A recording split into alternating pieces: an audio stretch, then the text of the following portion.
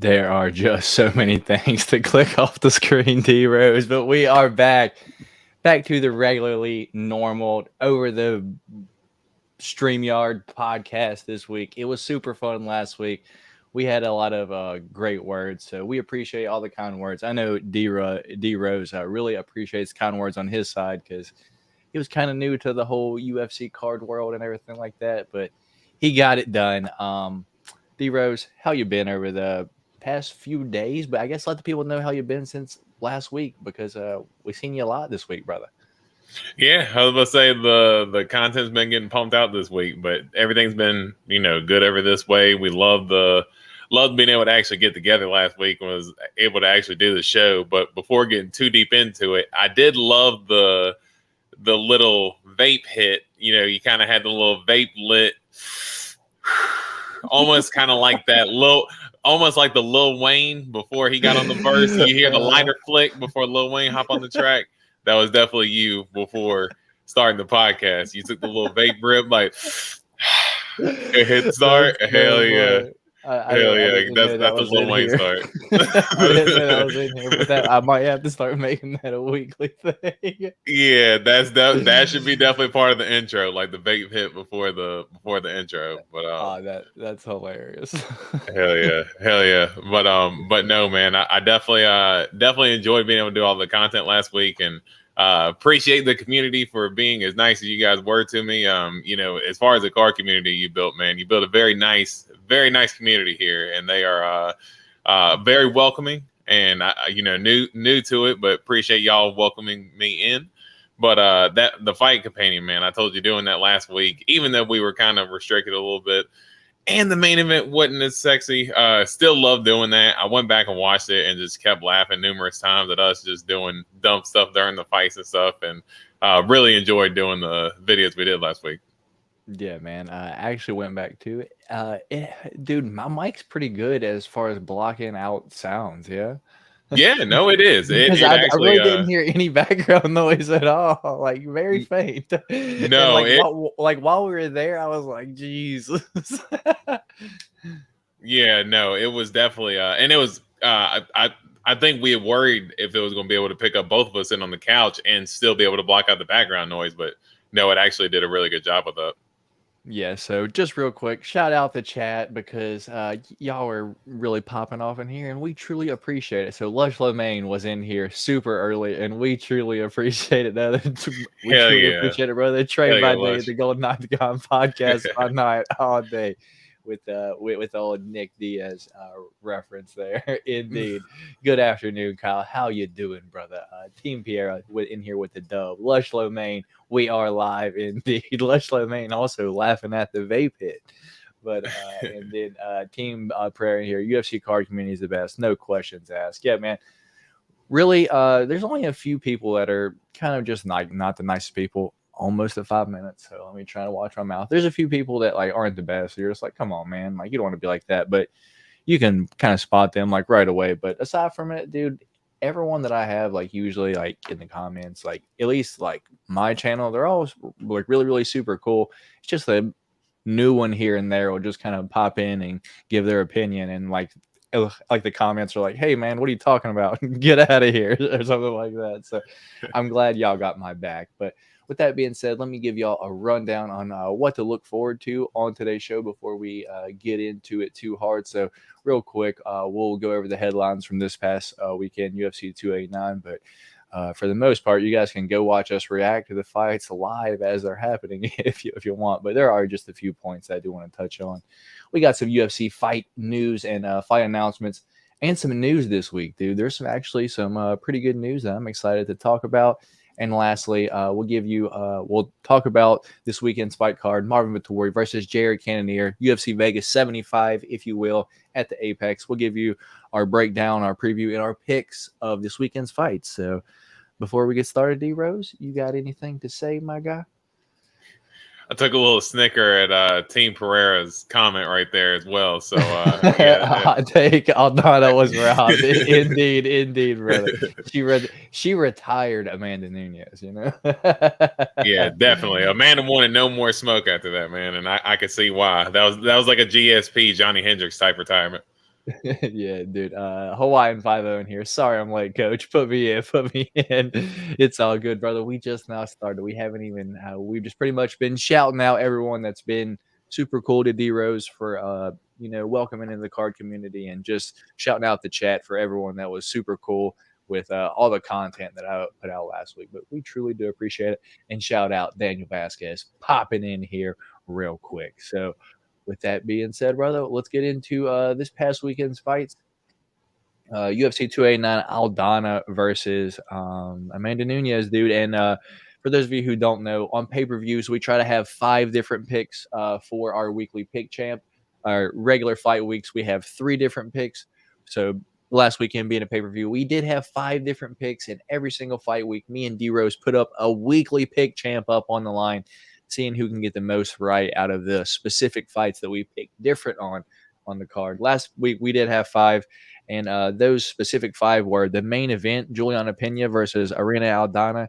And I did pick Irene Aldana. Juliana did pick, I did pick Irene Aldana. Dorian did pick Amanda Nunes. Sorry, this comment. I was trying to read the comment. Juliana Pena is the one that's smoking that good stuff. Indeed. But yeah, so that was our first different pick. So D Rose got that one right. Our second different pick was Charles Oliveira versus Benil Dariush, bro. I have a hard time not saying Charlie Olives every single time I say his name. I caught myself there. Charles Oliveira versus Benny D. I did go Charles Oliveira, and D Rose did go Benny D. And we all know how that turned out. Benny D did get Charles Oliveira did get the dub there. So tied 1-1. Our third different one was Nate the Train Landwehr versus Dan Ige. And man, Nate the Train's toughness surprised me. I thought he was going to get put out, but I did pick Nate the Train to win the fight, knowing that he was damn well going to lose that fight. But Dorian did pick Dan Ige, and he does get the dub there. So what that was 3. What was fourth one was Nasruddin Imavov versus Chris Curtis. That ended in a headbutt, in a draw, but Imavov would have won that, but we would have been tied going into the final round either way, and D Rose would have took it down.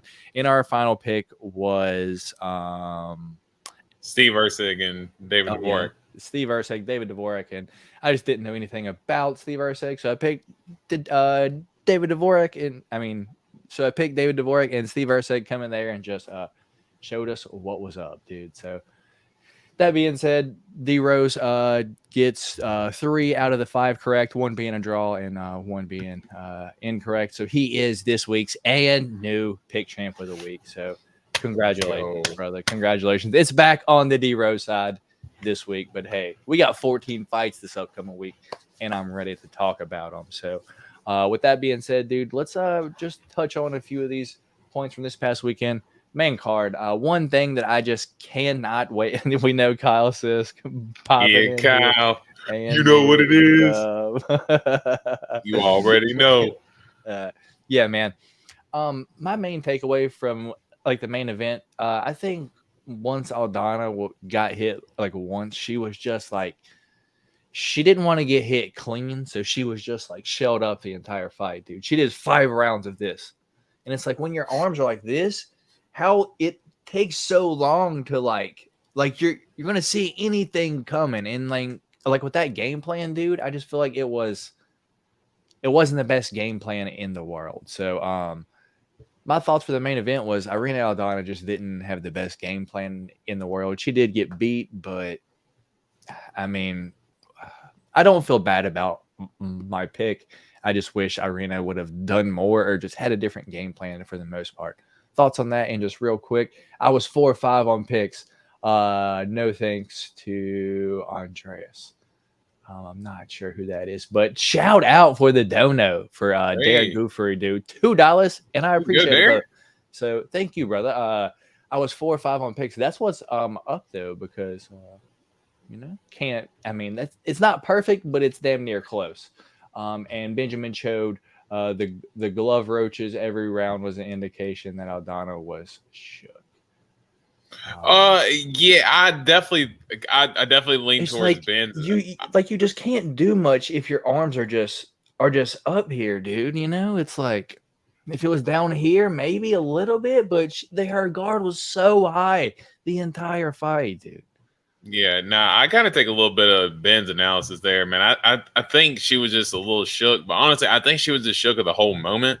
And I kept even pointing out during the fight that she had said that she was going in there with that Mexican mentality, and I'd pointed out how Alexa Grasso, when she fought Valentina Shevchenko, like she wasn't winning every striking exchange, but there were multiple times where Alexa Grasso was cracking Valentina Shevchenko with big punches and was forcing Valentina Shevchenko on the back foot. Irene literally just shut up and watched herself get beat up for 5 rounds. And at that point in the first round, when Amanda grabbed her by the single leg, took her down, and then didn't even follow. Dude, I mean, it was with ease that she took her down. And once that happened, I looked dead at you, and I didn't say it in the moment, but I looked dead at you, and I was like, dude, this shit is over. Like, over. When she took her down that easy, I was like, yeah, this is gonna be a walk in the park unless Alexa does some Leon Edwards shit, or Irene does some Leon Edwards shit. Other than that, Amanda's gonna have a walk in the park. I mean, and she did have a chance the one time that she did hit Amanda, dude. She actually kind of fucking wobbled her, dude. But ever since that one part, was it like in the the first round, right? Yeah, it was like right towards the end of the first round, maybe like 30 seconds left or so, and like ever since then, dude, that's pretty much all that she did the entire fight, dude. Yeah, she tagged her, and then nothing else after that. And Nunes literally just kept leg kicking her, teep kicking her, throwing 1-2s, going for takedowns, ground and pound. Really just showed an all around game. And then, for the retirement on the follow up, man, I freaking called that on the fight companion, dude. It was just like, at this point, you're beating everybody. You're beating everybody with ease at this point. And the way she did it with Irene Aldana, I mean, it's just like, there's no other competition. You can say Juliana Pena, as Ben had mentioned earlier, that she's smoking that good stuff. But I mean, we've seen Amanda pulverize Pena enough in that second fight to know that, yeah, Amanda's the better fighter overall. Indeed, man. Indeed. Yeah, I was just bummed out, dude. I just wish that she did that Aldana did more. So real quick, co-main event, dude. Charles Oliveira versus Benny D, dude. I said it on the podcast last week. I've just seen Charles Oliveira beat better people. So that's why I have to pick him. No bad words against Benny. I just don't think that UFC wants him to be the champion very much. And I've just seen Charles beat better people, dude. And dude, I thought Charles was probably going to sub him. He could have, but Benny didn't want to give up the sub, dude. He would rather take getting knocked out, dude. So, Chade Olives is number one contender, dude. Give me your thoughts on your new number one contender. Man, I was super bummed for Benny going into the fight because Benny's my guy and really wanted to see It looked like Velma trying to find her glasses, like out there, like reaching and shit. But no, I was super bummed for. There you go, Eric Anders. Okay, yeah, got you. That makes more sense. That burned me too. That burned me too because I had Eric Anders. Dude, if I wouldn't have picked split decision in a whole bunch of the decision props, dude, I would have hit that one bet, right? But I picked split decision in all the props instead of just regular decision, brother. But good shit though, Derek. Truly. I was pulling for Benny all week, but looked terrible on the scales. Had to jump ship. He always looks terrible on the scales. Yeah. Charles is a beast. Yeah. Benny's normally had a pretty bad weight cut, but I really thought that. And he showed in the grappling exchanges that when he had top position, I think Charles went for the takedown and kind of stumbled into pulling guard and kind of just, surrendered the position. But Benil had full control. He was landing some ground and pound. Charles was throwing some hammer fists back up at him too, but as we had pointed out, Benny had the top control and the judges were going to award that for him. And I thought for the most part, Benil was doing a really good job of getting out of the way or at least blocking Charles' most heavy shots right there at the end. But just as soon as Charles got Benny backed up to the cage, he really had nowhere else to go because he was doing a good job of evading. Charles goes to throw the first right hand and Benil, I mean, by the slightest of margins, just gets out of the way, and then his back hits the cage. And then all of a sudden, it's like Charles just framed him as soon as he got his back up against the cage, clubbed him with that big right hand over the top one time. And, we had talked about it last week privately. I said, man, Charles can thump. And if you're going by finish for Charles, I would go by knockout because he can hit hard. Gaethje talked about multiple times how hard he could hit. Chandler as well talked about the power that Charles carries. And, Charles credits a lot of that to his coaches and his shoot the box game that he's been doing over the last few years. And Charles can thump, man, and he's just got so many varieties in the ways that he can finish dudes. And crazy to see now that he's had 20 finishes since he's been in the UFC. It's absolutely nuts. Yeah, man. I was truly just expecting like the club and sub, but that was just me. But I am glad that Charlie Olives does get the dub there. And then pretty much the last one that I really want to talk about on the card is this guy right here, proper Mike Malott, dude. Give me your thoughts on his fight versus Adam Fugit, man. Real quick question before right, we talk about Mike Malott. Do you know who Mike Malott's one loss is to in his career? Are you testing my MMA knowledge, brother? You know I gotta go mean Hakeem Dawodu by knockout, right? Down at 145. Absolutely. How did that dude make 145? I have no idea, dude. He is absolutely shredded at 170, and it's just crazy to think that dude ever made 145 pounds in his life. What happened was his family saw the movie Captain America, and they're like, we got to do Captain Canada. and then you got a Mike Malott. Dude, yeah, I mean, he definitely does have that charisma, that look, but his fighting style, dude, he is an absolute savage. And now that I know that he does train an alpha male, he fights like an alpha male fighter. Like they throw, he kind of reminded me of Song Yadong to a certain extent with better submission ability, but just the way that he throws his combinations and stuff, dude, 100 miles a minute with a lot of those hooks that he was throwing. He was lighting Fugit up with his body kicks, and just there at the end, Mike Malott just throwing them hammers. He was going to land one eventually. He crushed Adam Fugit with it, and then to get the kind of high risk guillotine the way he did, and one arm down on top of all that too. That dude's gonna be a problem at welterweight, man. Hell yeah, man. I have to agree, dude. I'm gonna be interested when I see them start matching him up, how they're they're matching up Jack Della versus Sean Brady. What's gonna happen when he gets fucking matched up with one of the top up and coming contenders, dude? Because that's what 170 is happening, dude. They're trying to weed out who ain't the real guy up at 170, dude.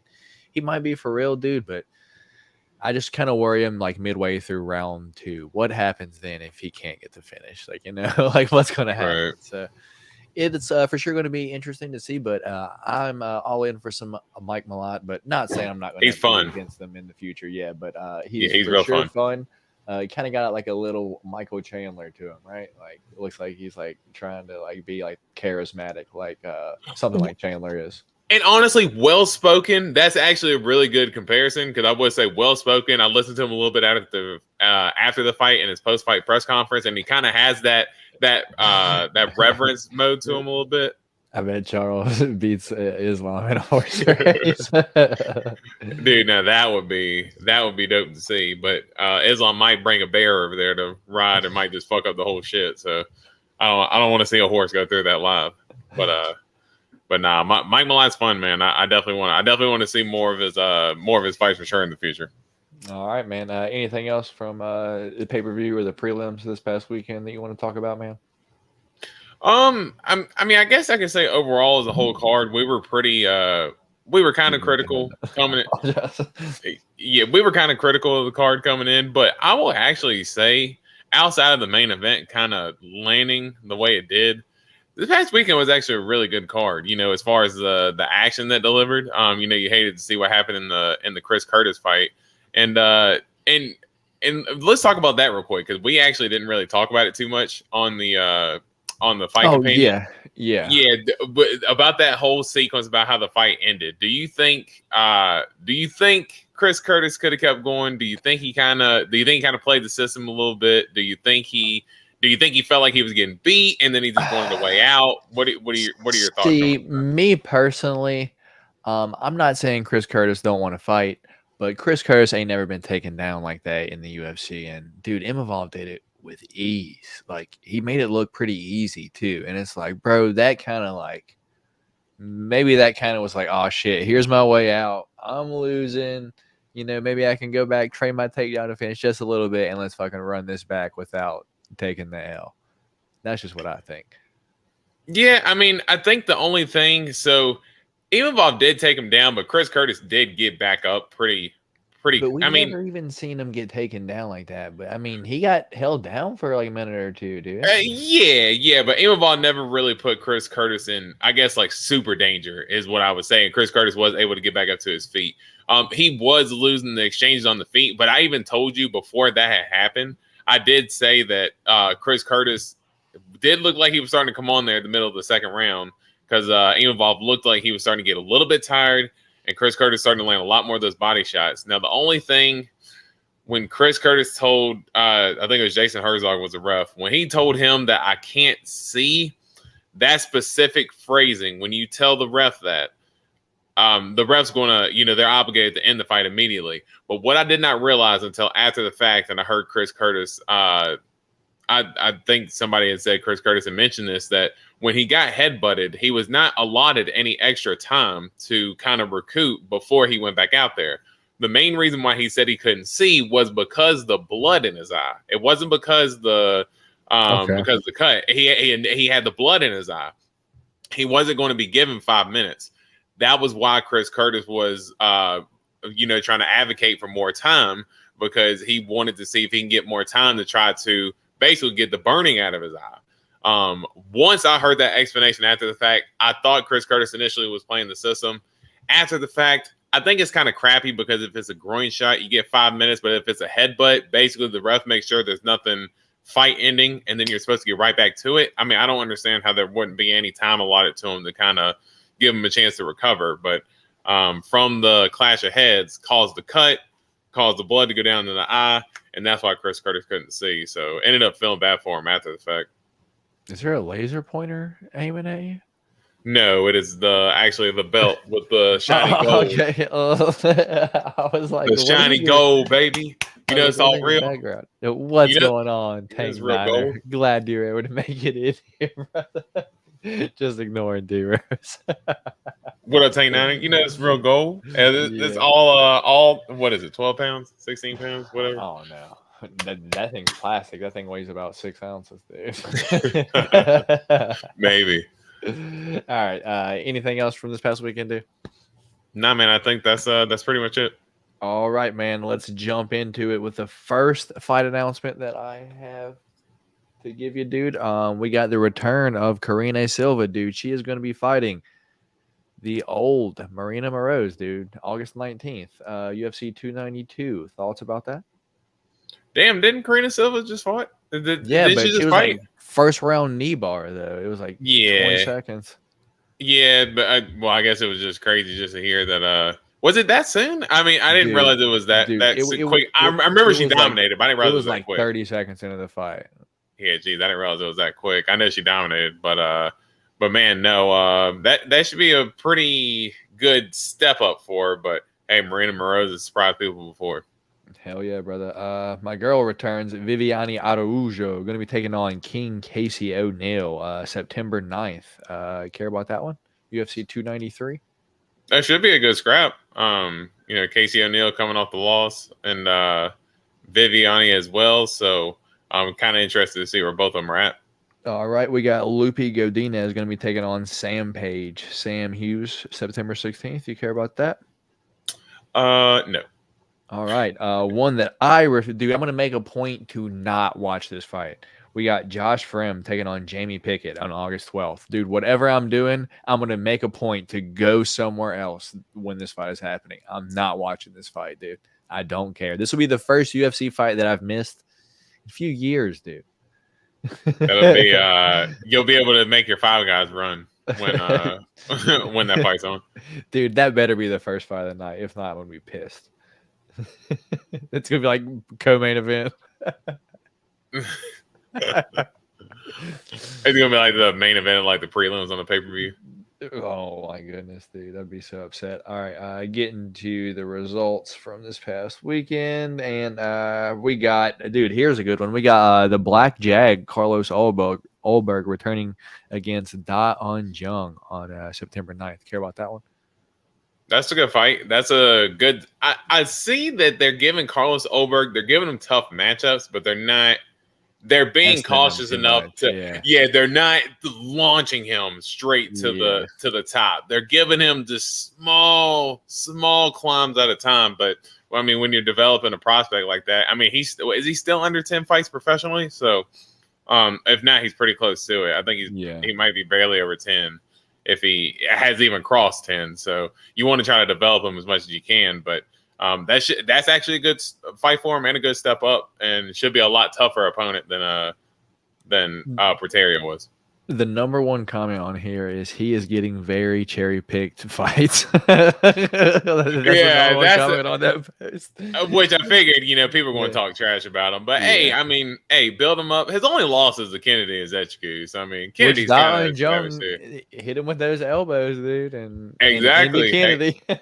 MMA math, man. So I mean, that's a big step up for him. So, but if he passes that test, I mean, I don't think there's really much else to go for him except for the top 15. So, all right, dude. Biggest news I heard all day, and I want to get your honest opinion on this. I actually put a poll up on the Instagram, on YouTube earlier, and I'll let you know the results. But Ian Gary going to be taking on Jeff Neal in Boston, UFC 292. Let me pull up the results from the poll real quick. Yeah, that's going to be a super interesting fight. We had talked about it before hopping on, and I told you, I said, that's super interesting. And I'm not going to immediately say that Ian Gary should win that fight because we've seen what Jeff Neal was made of in his last fight against Shavkat. So that fight was a scrap, and he gave Shavkat all he could handle, and then some. Hurt Shavkat on a couple of occasions. So. Yeah, we know how tough Jeff Neal is, and Ian Gary, this is definitely the biggest step up of his career.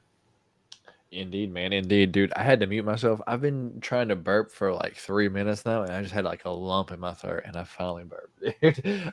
We got Joel Garza saying we need some boars, dude. We definitely do need some boars. But real quick, the poll I put up earlier 8 hours ago, dude. I said, just announced Ian Gary versus Jeff Neal at UFC 292 in Boston. This is an absolute banger, and I know people are going to be torn. Who do you have winning this fight? We got 58 votes, dude, in the past 8 hours.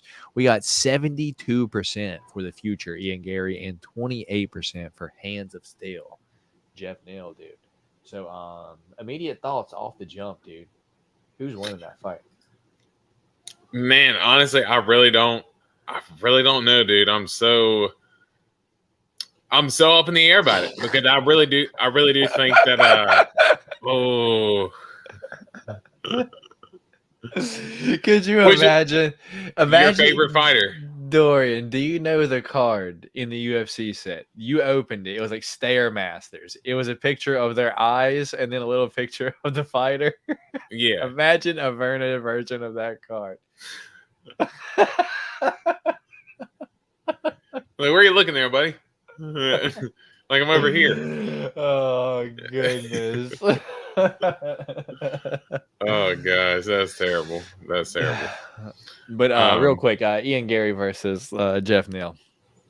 Yeah, I mean, just super interesting scrap, man.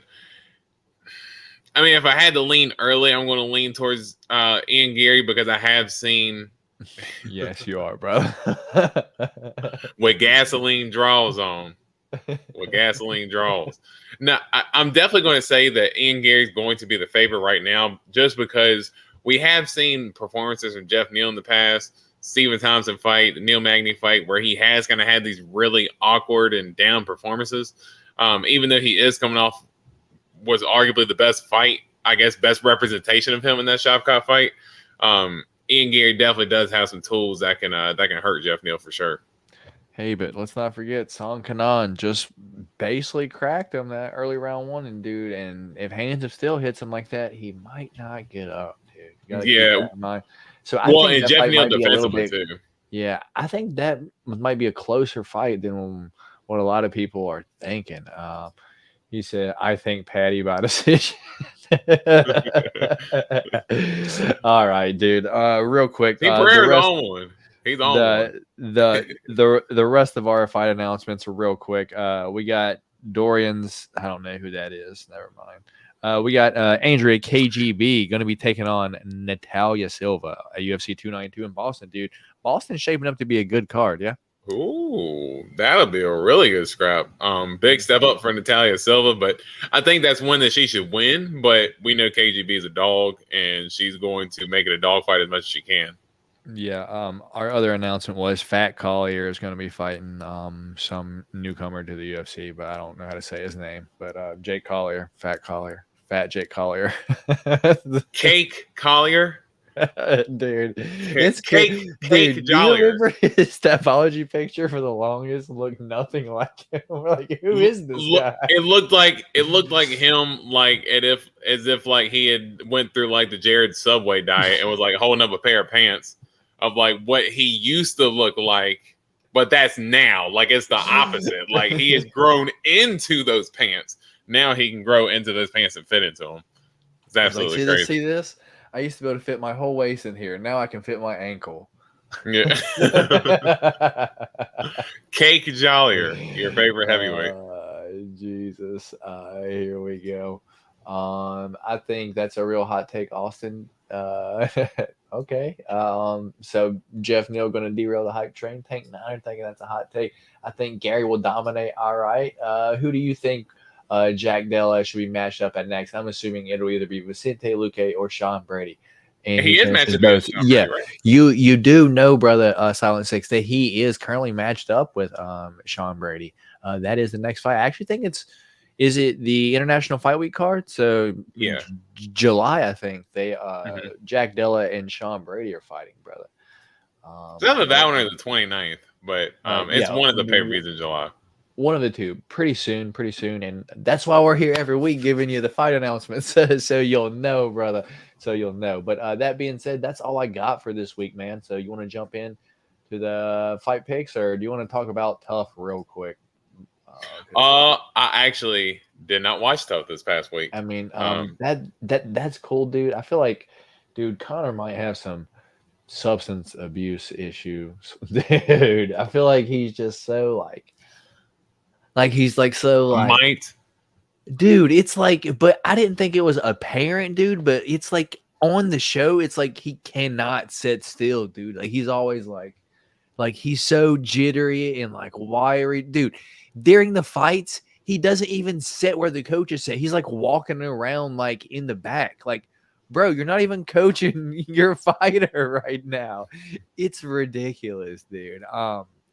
Yeah, it's just a very, very odd thing, like for me to see someone really have abuse issues like that, like on television, and it's like it's pretty apparent, man. Like, I don't know. I just kind of feel like, man, I just hope he's not like that when he's like when it's time to fight, dude. Hopefully he can get his shit together by then. Holloway moving up to lightweight. That would be interesting. Him versus Charlie Alice. That would for sure be interesting. Oh, dude, one thing that I did hear was that Aaron Blanchfield wanted to move up to 135 and try to be the youngest champion against Juliana Pena, dude. That's not going to happen. She's got too much momentum at 125, and plus she probably would still need like one more fight at flyweight before she gets a title fight, let alone bantamweight. She hasn't even earned any stripes up there yet. So no, she can stay at 125. I don't know how much I believe that anyway.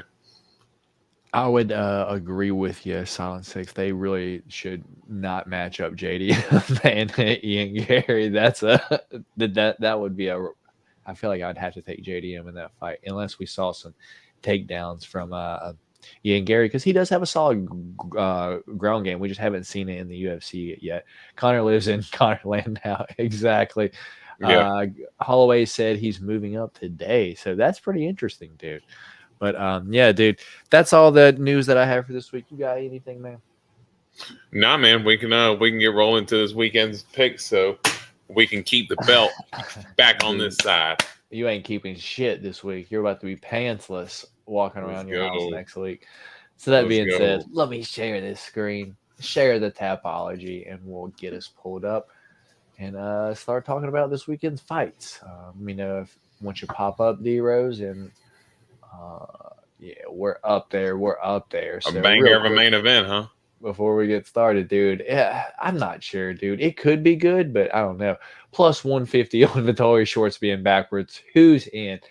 Dude, I plus 150. I'm taking it to the bank. Oh Yeah, my dude. gosh. Like he's not gonna do that again. He's not gonna No, do no, plus 150 on him doing it again. I'm taking that straight to the bank. Of course the dumbass is gonna do it again.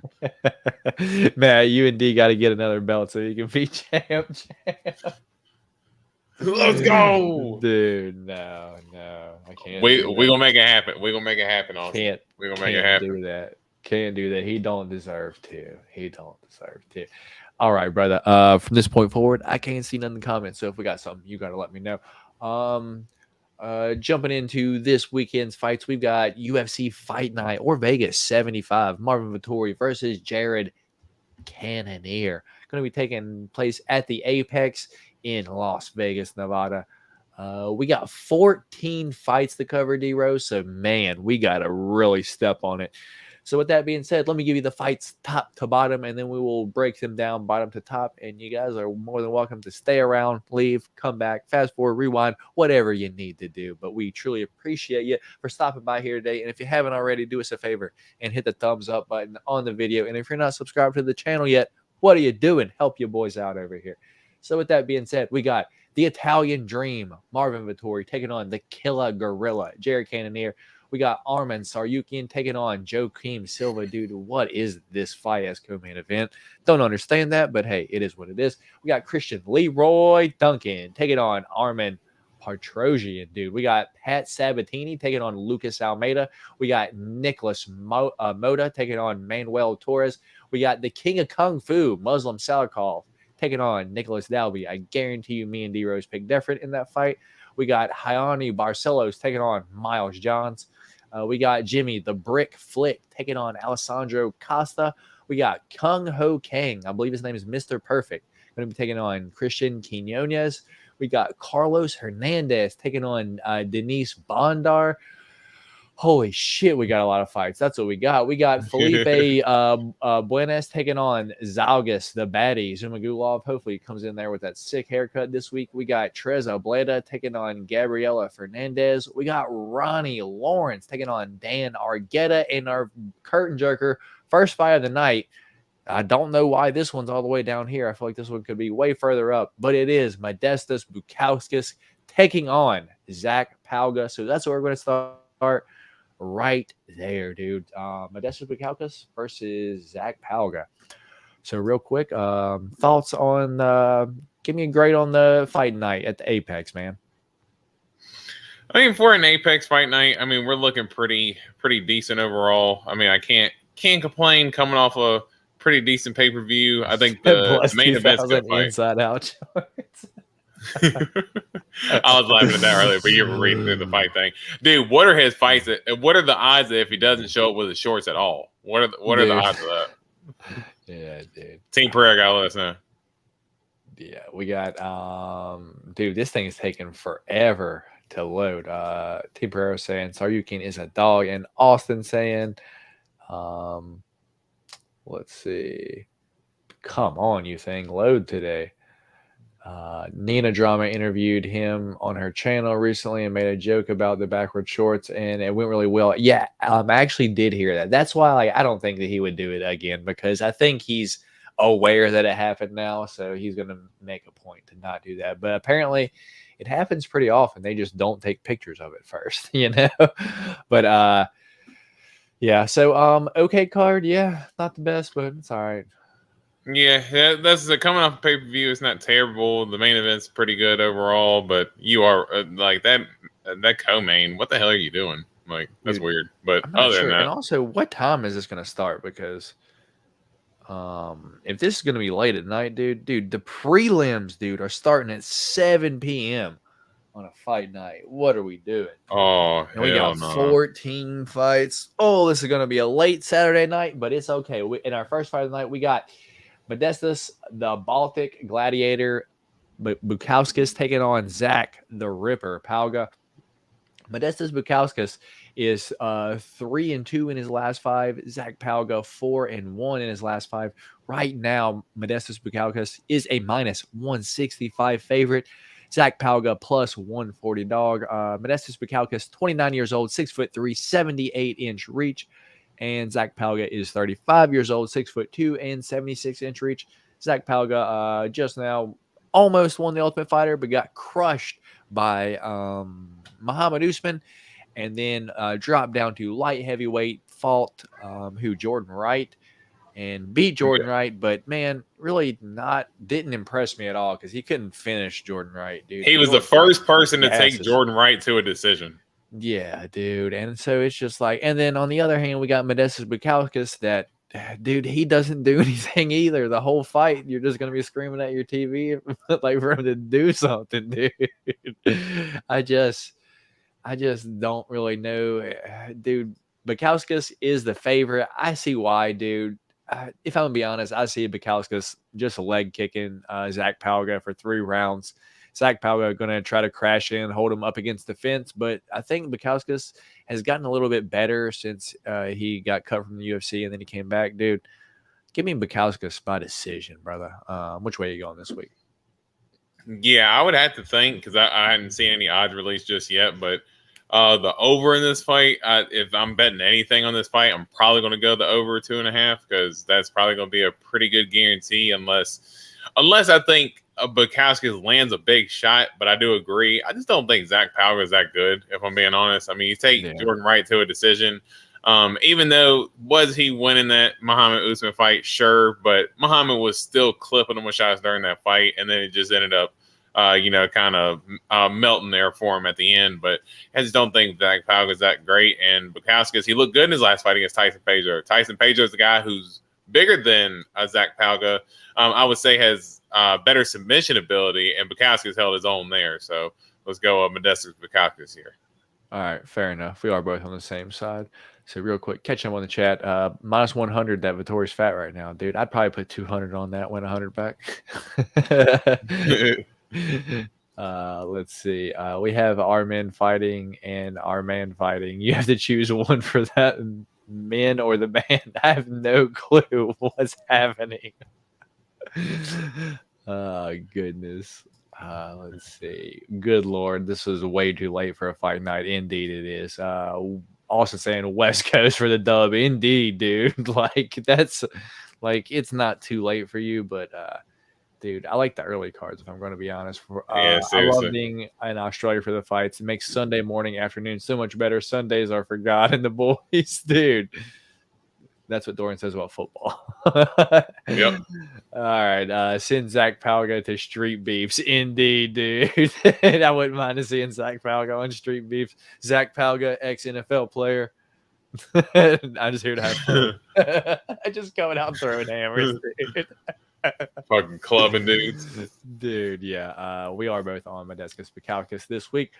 Moving on up to the next fight of the night, we got Ronnie Lawrence taking on Daniel Argueta, or Dan Argueta. I don't know why it says Daniel, whatever.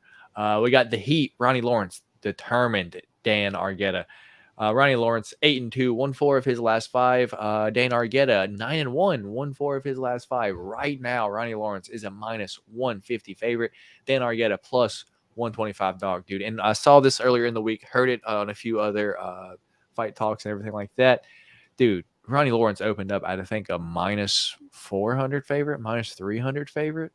And then just heavy money on Dan Argueta on the other side. But Ronnie Lawrence last lost to Saidikub Kakramanov, but since then got cut from the UFC. And I found out why, because he was betting, dude. Betting. He got cut from the UFC for betting because he was good and he only lost to Said. But yeah, only lost to Saidikub. But Ronnie Lawrence tends to put that wrestling pressure on people, but Saidikub just tend to have the better wrestling, dude. And then Ronnie Lawrence just didn't have anything for him once he couldn't put his wrestling on him. this could happen here, dude, taking on Dan Argueta, but we'll see.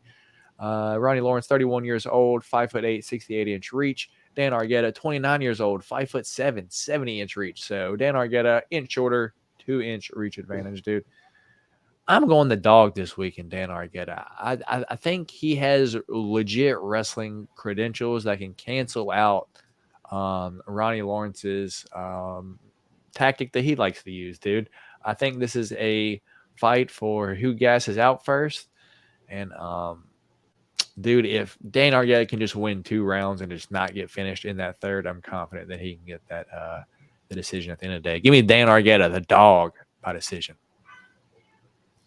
Man, this is Ronnie Lawrence to open up that big as a favorite is crazy to me, but I was actually kind of leaning your way a little bit with the Dan Argueta pick, just because I do think that I'm just not crazy about Ronnie Lawrence. But as I keep looking at Dan Argueta, I mean, he does have a loss to Damon Jackson. Damon Jackson is a clean striker, a pretty decent takedown defense, but he's not the best fighter. But I think that if Ronnie Lawrence is able to kind of get his foot, kind of able to establish the pressure, get his front foot forward, not get pushed back any, establish the wrestling, think he can get a win here. Let's go, Ronnie Lawrence. All right, D Rose going the heat. Ronnie Lawrence. I'm going determined. Dan Argueta in our first different pick of the day. So pick number 1 different. I feel like we're gonna have more than 3 this week, so we'll have a few to pick from. In our next fight of the night, we got Treza Bleda taking on Gabriela Fernandez. And here we go, dude. Treza Ronda Bleda taking on Gabriela Fernandez. And I believe this is the second UFC fight for both of these girls. Treza Bleda is 6-1, 1-4 of her last 5. Gabriela Fernandez 8-2, 1-4 of her last 5. Treza Bleda last lost to none other than Natalia Silva, dude, by a spinning back kick in the second round, dude. But have it note, dude, she won that first round. I want to leave that in mind. But, dude, at the end of that first round, she was just gassed. And then she had nothing for Natalia Silva on the feet. And Gabriela Fernandez last lost to Jazz the Vicious. And after this past weekend, dude, maybe I have a little bit more respect for her than I used to, man. Because I'm high on Miranda Maverick. And she just controlled her all 3 rounds, dude. Knuckled her up. Dude, I was like, what the hell? So, head kicking her. Yeah, and I heard that this girl right here, Gabriela Fernandez, has absolutely no takedown defense, and once she's on her back, she has nothing. But on the feet, she has power. And at a female fight, dude, in this economy, minus 275 favorite on Treza Bleda, dude, and that has 1 round of gas in her, facing a girl that has power, in the famous words of Uncle Weezy, in this economy, I would never pick Treza Bleda. Give me the dog again and Gabby Fernandez. Let me break it down this week real quick for you, though. We got Treza Bleda, 21 years old, 5'9", 71-inch reach. Gabby Fernandez, 29 years old, 5'6", 67-inch reach. So Treza Bleda going to have a height and reach advantage, but she's the wrestler, dude. If she can't get to the ground, striking's ass. I'm taking the big dog this week. Give me Gabby Fernandez by knockout. Man, funny enough, I'll keep it short and sweet, but I actually agree with you. I think that I'm not crazy about Treza Bleda's gas tank, and as you said, Fernandez does have power, and Treza Bleda, she's sitting there tired, at the end of the first round, and start of the second round, she's going to be a standing target, and she could barely get the takedown. Man, I could see either a finish or just maybe Fernandez just beats her down from second to third round, but against Jazz Vicious, she did, and it was a lot of the wrestling that was wearing on her. But if Treza Bleda gets wore out after using her wrestling as she's winning, I don't know how much I can trust her at this point. So I'm going Fernandez. And then Teresa Fo looks like he was taking a Talon's Fair Strong person competition. Dude, could you imagine that? Like Radford, Virginia, fair. That's what it looks like. Strongest woman in the fair. You see like a bunch of hay bales and shit in the background, like that, like tire flipping competition and bullshit like that. And truly, dude, I'm going off the shoulders. Whoever's got the bigger shoulders here is who I'm picking, and that's definitely Gabby Fernandez. So, me and D Rose both on the dog this week, plus 220 dog. Me and D Rose both on her. Surprised me, dude. I thought you were going to pick Treza Bleda there. But moving on up, the next fight of the night, we got Felipe Buenas taking on Zalgas the baddie Zumagulov, dude. I hope they fucking put the cool picture on there. Not even going to try to say this guy's name. I'm going to call Zalgas Mr. Z. You know, why not? Dude, Zalgas cannot get a break, dude. Lost 4 of his last 5, but against Amir Albazi, beat Jerome Rivera, no longer in the UFC. Lost to Manel Kopp via first round knockout, but split decision with Jeff Molina. I think he could have won that fight, and split decision against Charles Johnson. Could have won that fight, dude. So he could be 3-2 in his last 5. Unfortunately, he's 1-4, dude. I don't know a whole lot about Felipe Buenas. I believe this is his first UFC fight, correct? Yeah, coming from LFA, 13-6. He is the dog, plus 130 dog against the minus 160 favorite, Zumagulov. Buenas is 33 years old, 5'7", 71-inch reach. Zumagulov is 34 years old, 5'4", 66-inch reach, and he also has about 6 or 7 wives. So, can we get Zalgas Zumagulov a win this week? Hopefully so. I'm going Zalgas by decision against the UFC newcomer. Which way are you going, brother? Man, that's surprising. I just think that although you can say that Zumagulov has lost to a couple of good guys in his last, he's definitely got the patty haircut. It is absolutely like he looks like a mannequin. Like he doesn't even look like he's real with that haircut. Like he looks like, one of them like head dolls that they use for like when cosmetologists are like learning to cut hair. Like that's what he looks like with that patty shit on. Like he doesn't even look real. But I know he's lost to good guys, Zumagulov has, but I'm just not sure how great he is. Sure, I don't know anything about Felipe Buenas, but looks like he does have a little bit of momentum coming in here. Won 3 out of his last 5, coming off a knockout win and a title win in LFA. Let's go Buenas here. All right, D-Rose going Buenas in her second different pick of the night. So that being said, moving on to the next one. That is Carlos Hernandez taking on Denise Bondar. Denise Psycho Bondar at that. All right, we are at flyweight, dude, down at 125.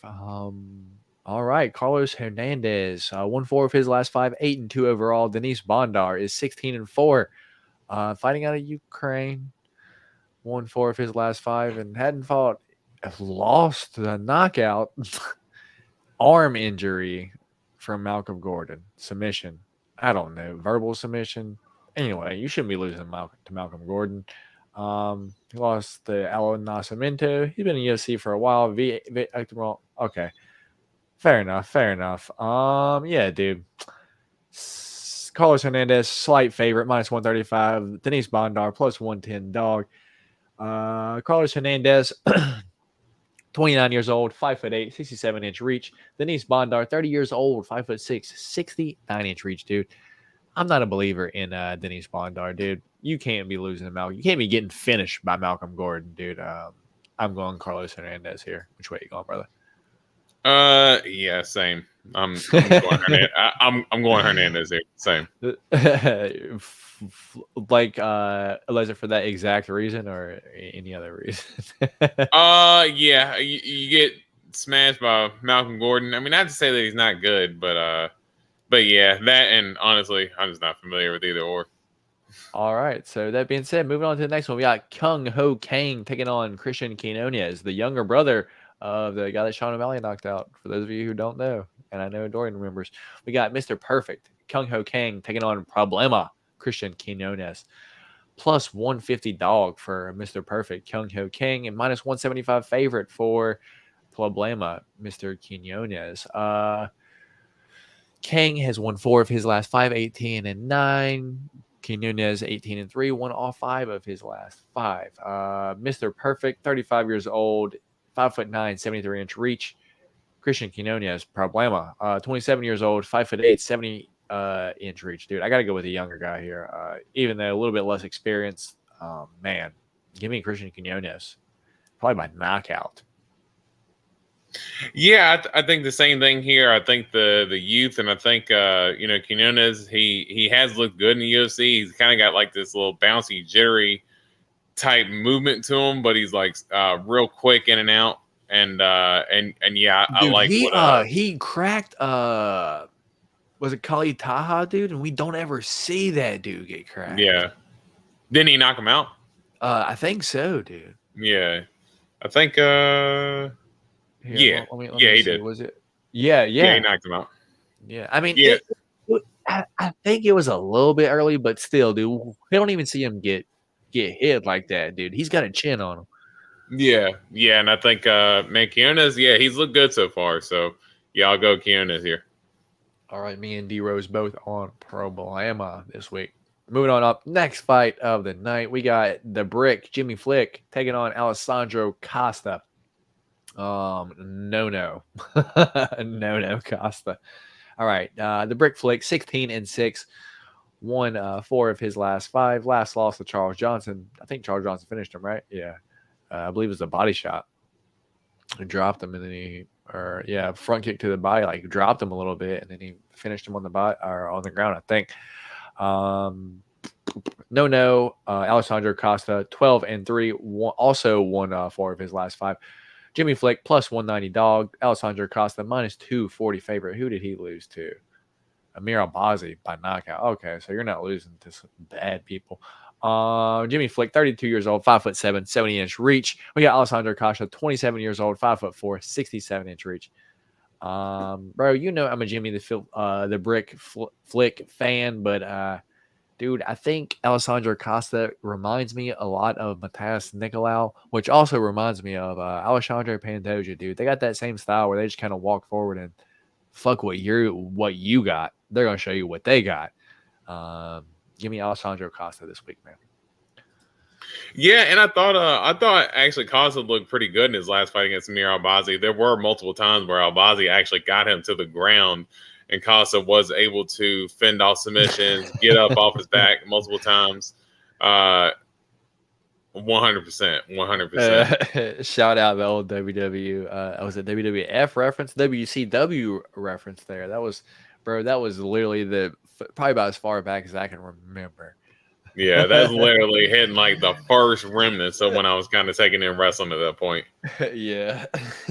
but no, Costa actually looked really good in his last fight against Amir Albazi, despite getting knocked out. And Jimmy Flick, like, he's good with his grappling and his submissions, but when he has someone who can fend themselves well against those submissions, is he going to be able to, kind of do anything else to win for Jimmy Flick? And I don't think so. So I'll take Costa here too. All right. The Costa with no secret juice. That we know of. That we know of. Don't want to speak too soon on that. So that being said, let me move on up to the next one. I know this is going to shock D-Rose when I make my pick here. But taking a little bit to load, and also got to share it because that's what I got to do. Come on. Here we go. Popping us up on the screen. We got Raoni Barcelos taking on Miles Chapo Johns, dude. And I feel like Miles Johns been in the UFC a long time and he's old. And he really hasn't, dude. I don't know if I would get him confused with, I think, Francisco Trinaldo or something like that. I don't know why. I just feel like he's old and he's not that old. Maybe it's just because he's like bald. I don't know. But we've got 17-4. Raoni Barcelos won 2 of his last 5. Last knocked out against Umar Nurmagomedov, dude. Miles Johns is 13-2. Won 3 of his last 5. Last beat Vince Morales, no longer in the UFC. Lost to John Castaneda in the UFC. Beat Anderson Dos Santos. Don't think he's in the UFC. Beat Kevin Natividad, no longer in the UFC, and lost to Mario Bautista, still in the UFC, dude. So pretty much beating people not in the UFC anymore and losing people in the UFC. 36 years old for Hani Barcelos, 5'7", 67-inch reach. Miles Johns is 29 years old, 5'7", 66-inch reach, dude. It's going to shock you, D-Rose. Give me Hani Barcelos this week to defeat Miles Johns. Man, that's actually surprising. I actually don't think I've ever picked Hani Barcelos in a fight, dude. I've never picked him to win. You're like the natural Hani Barcelos hater. Exactly, dude. But this week, I just feel like he's got the range, distance management that he can just pick apart Miles Johns over 3 rounds, dude. And just get it done. Yeah, I mean, no, that it makes sense, man. I can see why you lean that way. I do think that Barcelos, he's well rounded, but man, the only thing that's got me a little bit hesitant is that knockout to Umar in his last fight. I mean, because it was like dude, a weird. Come on, did you see how that happened? Like dude, the weird front that would have kick knocked out a rhinoceros, dude. He like threw a knee, so he like blocked down, but right behind the knee through like the Sean O'Malley thing when he was like, "This is guaranteed to land." That's exactly what he threw. He went to block the knee and got hit with a hook to the chin, dude. That's gonna knock out anyone. And dude, Umar was throwing heat in that fight. Have you ever seen Umar throw that hard in any other fight? No, but that's because he knew that he could just walk forward. And Miles Johns, Miles Johns for the first couple rounds, dude. I mean, I think later on in the fight, if Hani Barcelos can maybe wear on his gas tank, but dude, those first 2 rounds, Miles Johns is coming to take his head off. I think he ends up getting the finish, dude. I think Miles Johns gets it. Let's go, Miles Johns by knockout here. All right, D Rose with the underdog plus 190 pick against picking Miles Johns against someone that I never pick, Hani Barcelos. So don't know if that one would be in our different picks for the week, but I guess we'll see. That is our third different one though. Moving on up, next fight of the night, we got the King of Kung Fu, Muslim Salikov, taking on the Danish Dynamite, Nicholas Dalby. 19-3 for the King of Kung Fu, Muslim Salikov, minus 200 favorite. Nicholas Dalby, 21-4, won 3 of his last 5. He beat Jesse Ronson, but I think Jesse Ronson popped for something. So, yeah, interesting. And then lost to Tim Means via decision. Beat Warley Alves, Claudio Silva, and D-Rod, Daniel Rodriguez. He lost that D-Rod fight. They gifted him that fight. Hey, man, it is what it is. 39 years old for King of Kung Fu, 5'11", 70-inch reach. Nicholas Dalby, 38 years old himself, not a young fella, 5'11", 74-inch reach, dude. Dude, I feel like Muslim Salikov looks like he's 39 years old, but Nicholas Dalby could be like if you were to told me he was like 31, I'd be like, oh, all right, cool. Like, he don't look like he's that old, dude. Dude, this is going to be basically, dude, Muslim Salikov keeps surprising me how he's able to knock out these like young dudes. He's so old, but he keeps getting it done. Dude, this is going to be Nicholas Dalby breathing all weird and shit. Dude, give me Dalby by decision. Nicholas Dalby by decision. And he's going to have the craziest breathing while he's on the ground. And you're going to be like, what's wrong with him? He's not tired. That's just how he breathes. Give me the Danish Dynamite here. You going King of Kung Fu? Exactly how you feel about...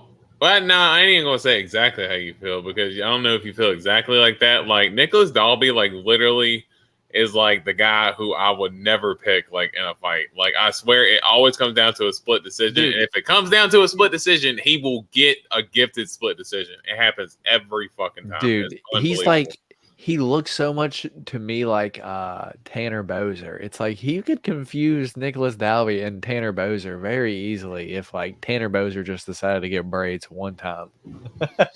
Oh man, nah, I can't see Tanner Boser. I can't see Tanner Boser. Honestly, I see Nicholas Dalby as like a freaking looks like a gladiator with his hair like that and his beard like that, dude. Like he looks like he should be fighting in like a Coliseum or something like that. Not in the UFC, but yeah, I'm going King of Kung Fu here. Let's go. Right. Let's go Muslim Salikov.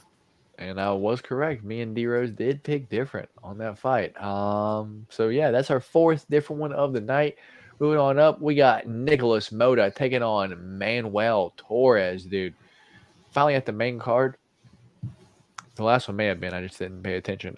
We got Iron and Nicholas Mota, dude. Too many. Y'all are using that name too much now. Taking on El Loco, Manuel Torres. 13-4 for Nicholas Mota. Won 4 of his last 5, plus 135 dog, though. El Loco, Manuel Torres, 13-2. Also won 4 of his last 5, minus 165 favorite. Nicholas Mota is 30 years old, 5'9", 70-inch reach. And Manuel Torres is 28 years old, 5'10", 73-inch reach, dude. Give me the dog and UFC vet. Oh, wow. I then don't know anything about Manuel Torres. I thought this was his first UFC fight, but apparently won on Contender Series and knocked out Frank Camacho a year ago. Don't remember it. So give me Nicholas Mota to win this fight as the dog, brother. I'm actually surprised you're going Nicholas Mota, because I am definitely going Manuel Torres. All his fights, from what I see, they all get finished pretty damn quick. Mm-hmm. Dude, I don't care. Nicholas Mota's got some hands, dude. He's got some hands, and he also got clipped by Jim Miller too. And we see Jim Miller thumping these young dudes, but man, Torres down at, is this going to be? Oh wow, this is a lightweight, yeah. Lightweight fight. So yeah. I think man, Torres can crack. I think he has a finishing motor here. Let's go with Torres. All right, pick number 5 different. We got D-Rose going Manuel Torres, and I'm going Nicholas Mota. Strictly because trains at Extreme Couture. Always got a good game plan with Eric Nixon over there. And Dewey Cooper going to raise his arm for the whole walkout. Dude, Dewey Cooper's arm's got to get tired, right? Either that or he's got the strongest damn arm in the world. Next fight of the night. We got Pat Sabatini taking on Lucas Almeida. Wow, dude, we got a lot of fights. Pat Sabatini is 17-4. Last loss to Damon Jackson via front kick, right? Indeed, dude. And then one of his last 4 aside from that. Lucas Almeida is 14-1, won 4 of his last 5. Last loss to Daniel Zellhuber, but big kid overall, and he looked good on the Contender Series. And then one outside the UFC, and then has a win, knocked out Mike Trezano, dude. We all know Mike super fun fight. Yeah, that was a super fun fight. Pat Sabatini minus 185 favorite, Lucas Almeida plus 155 dog. Sabatini is 32 years old, 5'8", 70-inch reach. And Almeida is 32 years old, 5'11", 71-inch reach, dude. Give me Pat Sabatini here by decision, the favorite. Man, I think Pat Sabatini getting knocked out by Damon Jackson in his last fight has me very hesitant. I know he's got good. Dude, that was the night that he just found out his brother died. And yeah, we both agreed he would have knocked out any featherweight that wasn't Ilya Topuria or Alexander Volkanovski that night. Yeah, but I mean, and I get it, but it was like a short, quick up kick too. Lucas Almeida can crack. I'm going Lucas Almeida here. All right, D-Rose going the dog and Lucas Almeida this week. Feature fight of the night. We got Christian Leroy Duncan taking on Armin the Superman Petrosian, CLD versus Superman. Christian Leroy Duncan 8-0, minus 155 favorite, taking on 7-2 Armin Petrosian plus 130 dog for Petrosian. 27 years old for CLD, 6'2" and 79-inch reach. Armin Petrosian is 32 years old, 6'3", 71-inch reach. God damn, dude. I've made one parlay this week. I put $2.50 on it. And before I saw these stats, I was picking Armin Petrosian because I just feel like he's tough. He can grind it out. He can get this dub, dude. Until I see that Christian Leroy Duncan has a 79-inch reach, dude. What? God. What have I done with my $2.50 14 leg parlay, dude. Petrosian is taller though. It's ruined. It doesn't matter, dude. Yeah, dude. I was gonna pick Petrosian, but seeing that reach now, dude. Oh, Petrosian's tough, dude. You know what? I'm rocking with my guns. Give me Armin Petrosian to win this fight. Probably gonna lose it, but it is what it is. Which way are you going, man? Man, I hated the way that Chris Leroy Duncan's last fight went with Todorovic because wasn't it he went to step back and like hurt his knee or something like that? Wasn't that the fight Chris Leroy Duncan's last fight?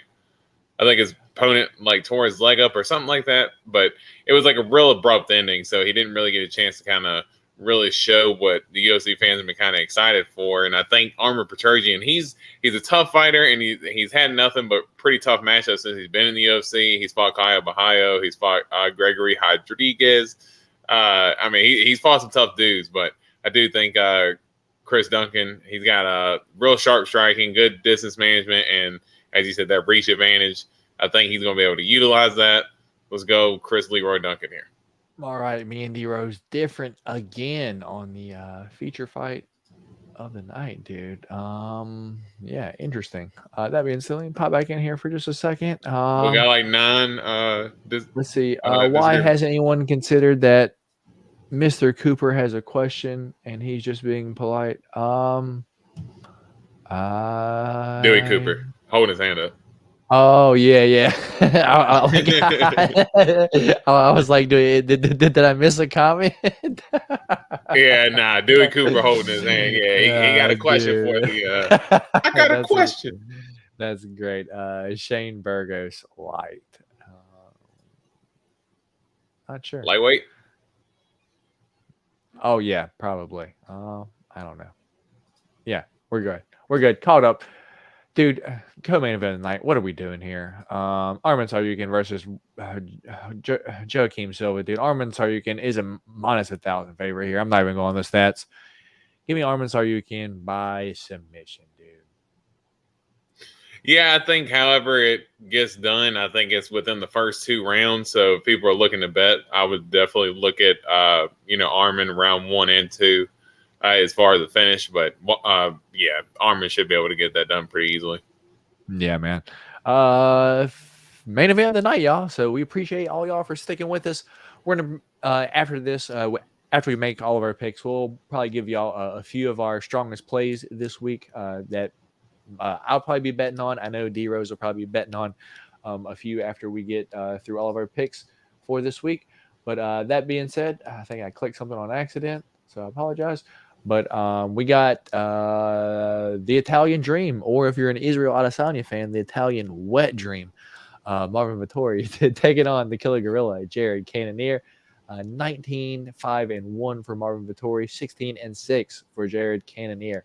Marvin Vettori has won 3 of his last 5, alternating win-loss. So loss coming up, I guess we'll see. He is a -150 favorite, plus 125 dog for Killer Gorilla Jared Cannonier that has won 3 of his last 5, but not on any kind of path. Lost to Robert Whitaker and Izzy. Marvin Vettori, 29 years old, 6 foot, 74-inch reach. Jared Cannonier, 39 years old, 5'11", 77-inch reach, dude. I hate picking Marvin Vettori, but I have to do it. I see him winning this fight, dude. Which way are you going this week? Funny enough, both of these 2 dudes, the last 2 losses are to Robert Whitaker and Israel Adesanya. Yeah. It just goes to show that in that weight class it just levels. But I think this is actually a really good matchup, and I think that Vettori definitely does have some advantages that he could play with as far as his cardio, his wrestling, his chin. He's super tough. I think Jared Cannonier, I think in that Izzy fight, a lot of people were disappointed, myself included, in his output. Just didn't really go out there and do too much. Kind of had to bring an urn to the cage and do that, dude. Yeah. That urn had Jared on it. Should have had fans on it. Yeah, no, absolutely. But what I'm saying is that I think Jared Cannonier also didn't really put up a good performance in that fight, and a lot of people were also disappointed in Jared Cannonier kind of not going out there and, hey, why don't you go out there and go for it since you're going for the title? But I thought in his last fight against Sean Strickland, I thought he looked good, played some he put a lot of pressure on Sean Strickland there. People you kill guys Vettori for that. might make fun of me. I've never seen the Lord of the Rings movie, so Uh, I don't ever understand. I haven't either, references, but I haven't either. But I've always seen the meme comparisons, so that's the only okay, reason why I'm laughing. But yeah. I have seen that, and he does look like whatever the hell that thing is that y'all compare him to. but no, man. I think, man, I actually think Cannonier gets it done. I think he's got the pace that he can put it on. It just depends on what type of Jared Cannonier that we get. You know, he is a little bit older at this point, but if we get the one that's similar to where he came out and looked like how he did against Sean Strickland, man, Vettori played with fire a little bit against Roman Dolidze, and we know Jared Cannonier can crack, and he's got 5 rounds to do it too. I think Jared Cannonier gets it done. All right. We got a lot of different picks this week, man. I think 6 or 7, right? One of the two. I think that was like 7 right there. All right, so that's number 7. So we'll for sure throw the main event in there because we got to, right? Main event. It's always you want to just do the main card? Sabatini, Lucas Almeida, Petrosian, Chris Duncan, then Vettori Cannonier? No on this one. What? Which one? No.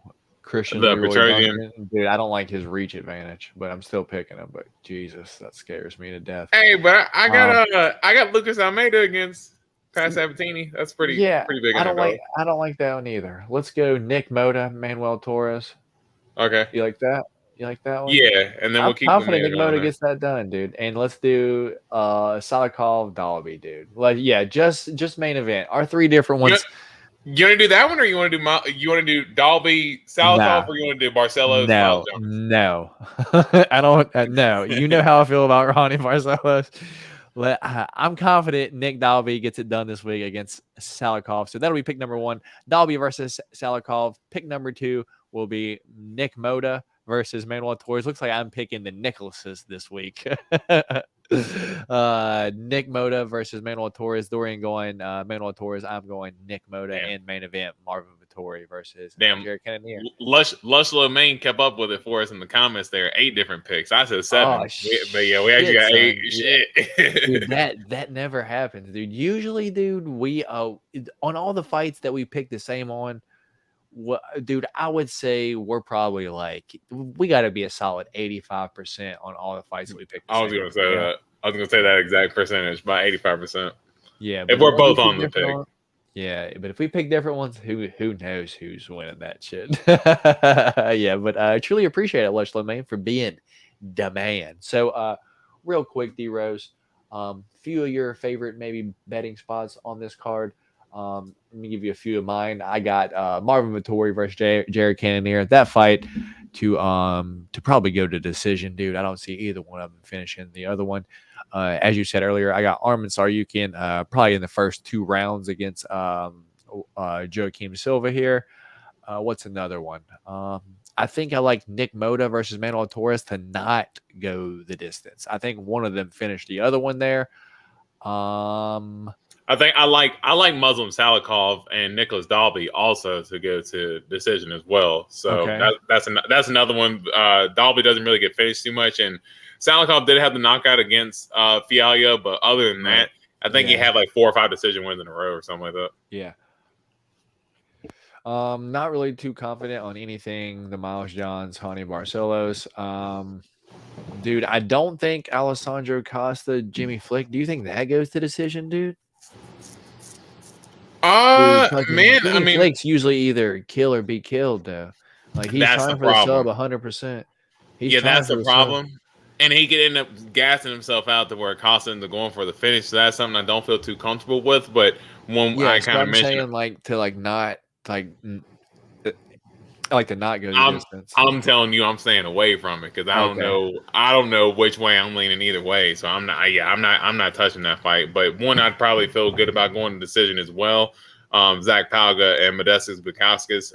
Even in Bukauskas' most recent wins, he has 1 knockout in there, but that's like one of the few knockouts that he has in his most recent wins.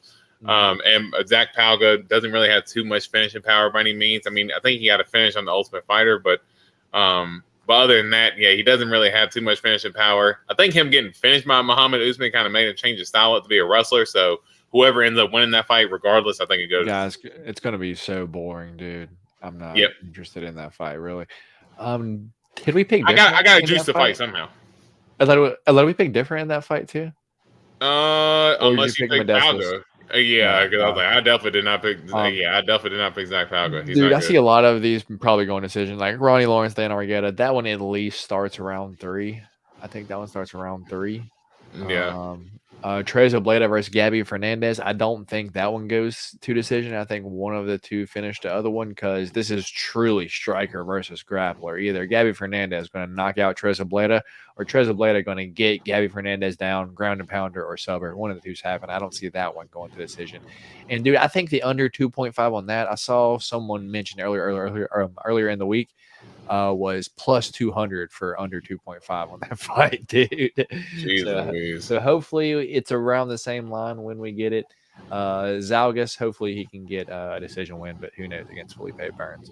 But yeah, man, we got our different picks. There's a few different plays for y'all. Ones that me and D Rose are confident on that we agree with. Man, hour and 20 minutes on here today. We ran through it. One of our longer shows. We hadn't been able to do it like this in a while. But hey, man, it's always fun. Truly hanging out with my guy, D Rose. It's always a blast. Talking some UFC fights, hanging out with the chat. The pick champs coming back over here this week. It's empty right now. But hey, it'll be back this week. But we truly appreciate every single one of y'all for hanging out with us here tonight, commenting, talking that shit, bullshitting with us, all that good shit. But we truly do appreciate it. For those of you who don't know, I am Matt. You can see it right here on your screen. And D Rose is on that side of your screen. You can see it right here. But truly, and Lush Lomain popping in here. Lush, let's go, Lush, my man. We need the Khabib hat to make an appearance. You want me to put it on, brother? I will put it on strictly for the Lush Lomain. Let's get the Khabib hat out real quick. You gotta do the number one finger wag too. That's my. I've noticed that's one of my that's been one of my go-tos here lately. I've had a lot of like Khabib reels come up in my Facebook reels, my YouTube reels, and I've been doing that. I've been noticing myself been doing that a lot here lately. I'm like, number one, brother. Number one. Hell yeah, brother. So truly, thank you, Lush Lomain. Dude, you always stop in here, drop the $5. Dude, thank you so much. You just truly make this an enjoyment, dude, because YouTube does not pay us. I showed D-Rose how much I made from every video, dude. On average, I usually make about $3 per video that I make. So I don't make a lot from YouTube at all. And it's just... That's enough to get a small fry at McDonald's. Dude, $5. And dude, that's pretty much me making an entire video, brother. So truly, thank you so much. As always, brother, you are the man for dropping in here early, dropping the dono. So truly, thank you. Firm handshake, gentlemen. Have a great rest of your week. I got you, brother. But yeah, truly thank every single one of y'all for stopping by here today. Damn, this thing is hot as all hell, but hey, I'll wear it because, it's a request from our guy, Lush Lomain. But yeah, thank every single one of y'all for stopping by, hanging out with us here tonight, whenever you watch us, whether you watch us back, rewind, forward, whatever. This is the Golden Octagon MMA Podcast, episode 75 today. I am Matt. D Rose is on that side of your screen. If you haven't already, hit that thumbs up button on your way out and catch us next week here on the Golden Octagon MMA Podcast to talk about this weekend's fights and make our picks for next weekend because we got about, 13 weeks, 14 weeks in a row of fights to look forward to. So we got a ton, brother. Anything before we get out of here, my guy? Nah, man. Good pod. Good to get back to it. And let's win some money this weekend, boys. Hell yeah, brother. Hell yeah. Let's win some money. As always, y'all, thank y'all all for joining. Matt, D Rose on that side of your screen. And we'll catch y'all later. Peace. Peace.